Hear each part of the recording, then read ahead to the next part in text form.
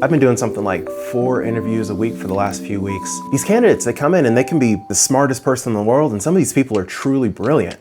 But the issue is, if they can't link their skill set to the problems my organization is trying to solve,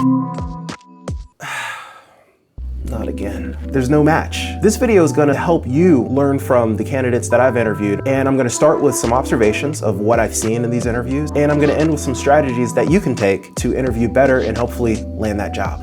Observation number 1 is that candidates seem not to focus on organizational issues. And one of the biggest issues here is that candidates, they come in and they ramble. It's almost as if they're trying to show themselves as being super smart and super capable, but it really just takes us interviewers on a ride that we don't want to go on. And something that's related to rambling is actually folks going into too much complexity. If the candidate won't stop and won't allow folks to ask questions, or if they ramble on, I'm starting to think, I'm not sure if I want to work with you. And the absolute worst of the bunch is arrogance. And the way you can tell a candidate's arrogant is that they act as if we, the interviewers, are lucky to have them on our screens. They act as if we're stupid if we don't understand what they're talking about. It's one of those things that will cause me to end an interview early because I simply don't have time for it. No one in the organization has time for it, and nobody wants to deal with an arrogant meanie. So the other large topic that we're gonna hit is that the candidate's not confident. When the candidate enters the interview, it's understandable that they'll be a little bit nervous, but if they are truly lacking confidence, we interviewers will pick up on it. We're kind of like, you're saying the right things and we were feeling good about you, but your body language is off and you're not looking at the camera, you're looking off into the corner. And listen, I get it. As we continue to learn and grow and become better experts, we start to realize how much we don't know. I have to come in knowing what problem I want to solve and not be so scared that, oh man, I can't say it perfectly. Speaking of perfectly, one of the absolute worst things that torpedoes folks' confidence is perfectionism. Let's get this out of the way. I am the worst when it comes to perfectionism. This video that you're watching here, I've gone through iteration over iteration. I think I've written 5 different full outlines and said, no, not good enough. But here's the problem with perfectionism. If I never shot this video, that's expertise that's in my head that's never coming out. That's expertise that I'm not sharing. By the way, if you find this video helpful, please subscribe for more. I'm gonna try to keep digging into these topics frequently and help folks get what's inside of their head out of their head to really help solve the world's big problems. But enough with the observations where I've seen things going wrong. Let's dig into some strategies where you can learn from the candidates that I've interviewed so that you can land that job.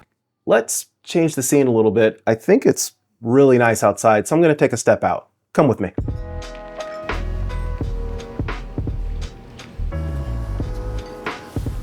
All right, so now we're gonna dig into 3 different strategies that you can use to interview better. First off, you wanna make sure that you slow down.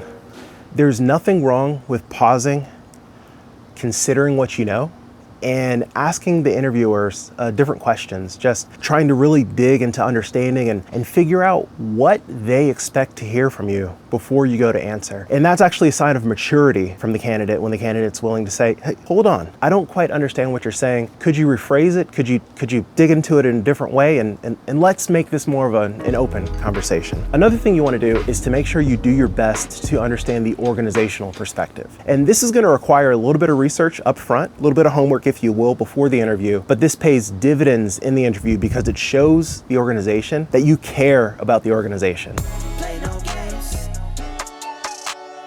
So the idea here is that you want to start to do a little bit of research to figure out what are the organization's problems, how does the organization like to approach solving those problems, both internal to the organization and external to the organization. A great way to get a lot of this information is go to their website. A lot of organizations will put it right there in the About Us. Maybe they'll have different areas on the website that show the kind of problems they like to get after. Another great source of information is to speak to current employees or past employees of the information. You'd be surprised how much great information you can get through your professional network, speaking to your friends, speaking to some of their friends. People are generally willing to have conversations and more than happy to talk as long as you're willing to go chat with them and ask questions.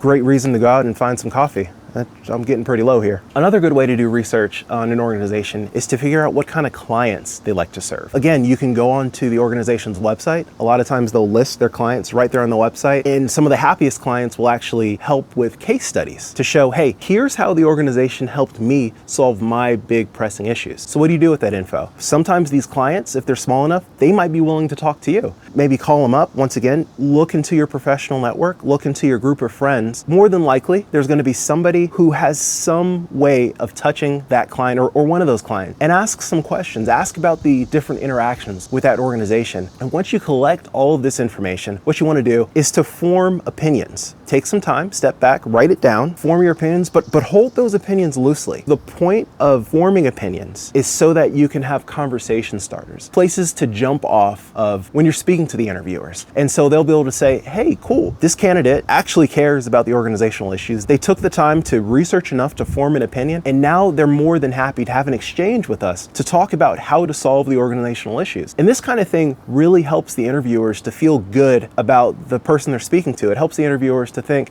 maybe this is a fit. Maybe this person is going to be able to hit the ground running and help us get after the problems that our clients are trying to solve. And the third strategy is to really make sure that you focus on connecting with the human on the other end. At the beginning of the interview, when there's a little bit of small talk, just take note of what folks are saying. Maybe they have kids, maybe they have pets, maybe they love their pets. If it's a video call, maybe behind them there's like a pennant from one of their favorite teams. Maybe there's some kids art behind them. Just take note of these things, and as you small talk about your experience with these things. Don't be afraid to ask questions. Don't be weird about it. Or maybe if the team that you follow is a rival to the team that they clearly support, go ahead and poke a little bit of fun. Like you see here in this video, I'm wearing a Colorado Rockies hat. While I'm not a Colorado Rockies fan, they are not doing great this season. So one thing that we could do in an interview is that you could poke a little bit of fun at the Rockies, and that's just a way to add levity to it. And suddenly we're connecting as humans. You could ask, hey, are you a baseball fan? I could say, hey, yeah, here are the teams that I'm following. Here are the teams that look interesting. Bam, sudden connection, and now we're talking like humans. Another thing to take advantage of is if something embarrassing happens during the interview, don't take it to heart. Don't make it cause you to lose confidence. It's a fantastic way to show a little bit of humor. Like, let's say your mic doesn't work and it's an early Monday morning. Once your mic finally works, you could say, oh man, looks like my computer was partying this weekend. I had to wake it up and give it a little bit more coffee. Just little silly things. So these little soft touches, they're little, they're tiny, right? But they're fantastic because they help the interviewer to see how you would fit into the daily workflow of the organization, what it would be like to jump on a quick video call with you to talk through a solution, or perhaps even travel across the country to a client site and really get into solving complex issues with clients. Unfortunately, these interviews, they're so short that it's hard to show what kind of candidate you are, what kind of person you are. And so you have to find contextual places to show who you are and show the kind of person you are and show the kind of problem solver you are. It's not enough to just ramble on the front and try to force everything in.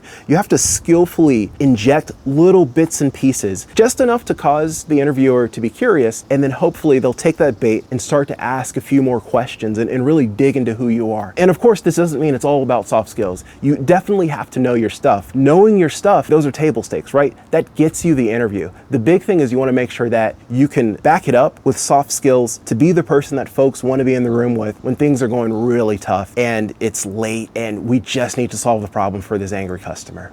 And I have one more bonus for you here, and that is to pray and to have faith. The Lord loves us. The Lord wants to help us as long as we're willing to lean on Him. And we have to trust that He wants good things for us. We have to trust that He wants to put us in the right place. So if we're going after interview after interview after interview and things are starting to feel down, maybe these just aren't the right jobs, or maybe we're being prepared for something better. I mean, looking back at my own life, I couldn't have written my career. I just wanted to be a network engineer. I would be in some closet somewhere playing with cables if I had my way. I've been taken on the most amazing journey. I have a fantastic team that I work with every day. It puts me in a position to be able to speak to you here, to teach you lessons from my career, and to really dig into how I've been able to get to where I am and how I'm able to mentor folks and actually speak with confidence. Believe it or not, I was actually terrified of people just 15 years ago. I've gone on such a great journey, and I can't wait to share more of that with you here.